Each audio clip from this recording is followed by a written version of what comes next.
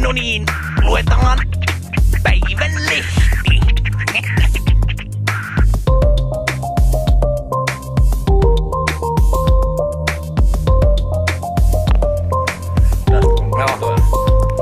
Kun petoeläin hyökkää ihmisen kimppuun, se lopetetaan. Se lopetetaan. Poliisin mukaan myös poikaset lopetetaan, koska ne eivät pärjäisi luonnossa ilman emoaan. Karhu puri keski-ikäistä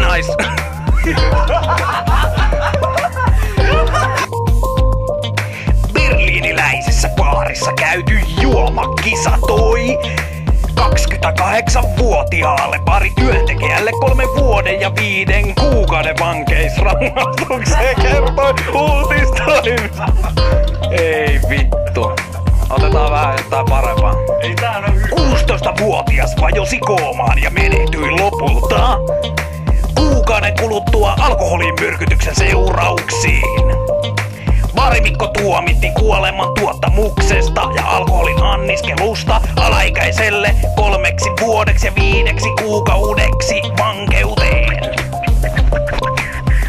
Äänitteiden vähittäiskaupan arvo jäi viime vuonna noin 118 miljoonaa euroa. Laskua vuoteen 2001 verrattuna kertyi noin 7%, vaikka yhdistyksen mukaan musiikkia kulutetaan enemmän kuin koskaan aikaisemmin.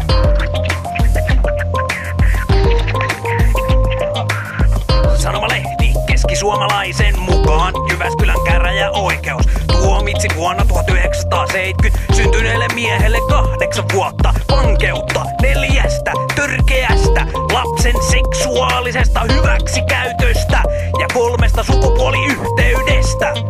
Lähisukulaisten kesken vielä Kelaa tuomittu 39-vuotias mies syyllistyi rikoksiin vuosina 1998-2008 tekemällä 4 tyttärelle useita kymmeniä kertoja seksuaalisia tekoja. Lapset olivat tekoaikaan.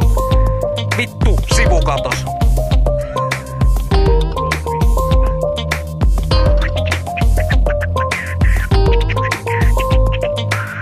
Kulotuksella tapahtuvasta metsien ennallistamisesta.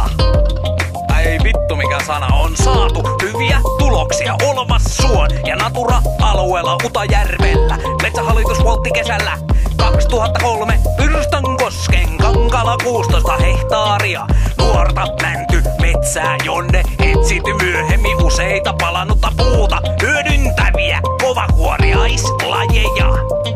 Seurannassa on löydetty 9 lajia, muun muassa lanalaiset, pohjan reunus, typäjyyrä, en saa selvää sekä silmännäkijä pidetty.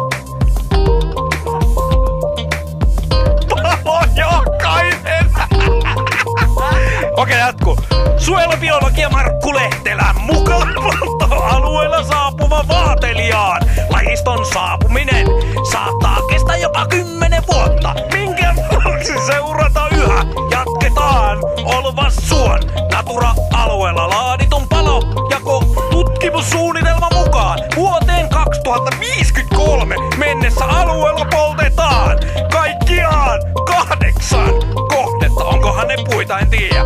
Kokonaisuuteen kuuluu myös kohteita lähellä olevalta Niitynsuon, Siiransuon ja Natura-alueelta muilta metsäpaloista riippuvaisten lajien säilymisen kannalta palojen jatkuvuus on välttämätöntä, eikä niiden aikaväli saisi olla alueellisella tasolla 5 vuotta enemmän.